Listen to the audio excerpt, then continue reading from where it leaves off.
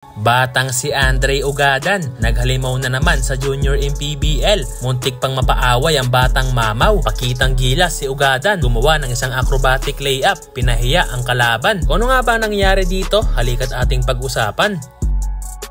Sa pagsisimula ng first quarter ay hindi na naman naging starting 5 itong si Ugadan at nagsisilbi na lang nga siyang 6-man ng kanyang team. At medyo hindi nga naging maganda ang simula ni Andre Ugadan kung saan madalas siyang nakakakuha ng mga turnover. Ngunit bumawi na lang nga siya sa depensa at rebound. At bago matapos ang first quarter, nakakuha pa ng puntos itong si Ugadan.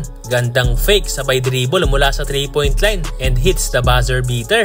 Si Ugadan, athletic tong second quarter, nakakuha kagad ng isang steal ang ating pambato. Ang kagandahan dito kay Ugadan ay kayang-kaya rin itong magdala ng bola court to court na maganda dahil nakakasit kaagad ng posisyon ng kanyang mga kakampi. Under 6 minutes ng second period ay muntik pang mapaaway itong si Ugadan matapos humarang ang isang kalaban kahit nakapag-take off na siya sa ere. Medyo delikado talaga ang ginawa doon ng kanyang kalaban. At sa pagpapatuloy ng laban ay napakagandang pasa ang ginawa ni Andre Ugadan sa kanyang kakampi. So far, hindi pa nakakapuntos ulit si Andre at nakakapagtala pa siya ng turnover. Ngunit sa last 2 minutes ng second quarter ay nagpakitang gilas na nga itong si Andre at nagpaparamdam na sa ilalim.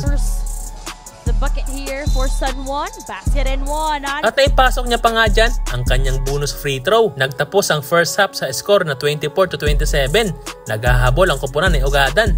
Sa third quarter ay maalat pa rin talaga sa tres itong si Andre Ugadan at bumabawi na lang siya sa mga assist at depensa. At siya rin ang nagdadala ng bola at nagsiset ng play. Talagang all-around player ang batang to. At sa third period na rin ay unti-unti nang nakukuha ng team ni Ugadan ang kalamangan. Meron ding mga error itong si Ugadan, katulad ng madalas siyang tawagan ng traveling violation. At kailangan ding ma-improve ng batang to ang kanyang outside shooting dahil sa laban na to ay hindi talaga pumapasok ang mga tira niya sa tres. Pero hindi ko sinasabing walang shooting ang batang to Katunayan hindi totoo ang bali-balita noon na walang shooting ang batang si Ugadan. Dahil sa panunood ko ng mga laro ng batang to ay may pagkakataon talaga na pumapasok ang mga tira niya sa tres. At maganda rin ang kanyang shooting skill sa free throw. Katunayan ay madala nga lang itong magminte sa free throw line. At nagiging liability pa rin ni Andre Ugadan ang kanyang depensa. Katulad sa play na to na hindi man lang siya nag-contest sa pull-up jumper ng kalaban. Sa fourth quarter ay napakagandang acrobatic layup kagad ang pinakita ni Andre Ugadan. Nilipat pa sa kaliwa. Look at that play on the down screen to flash. At mukhang namamwersa na talaga ang batang to. Strong drive sa ilalim.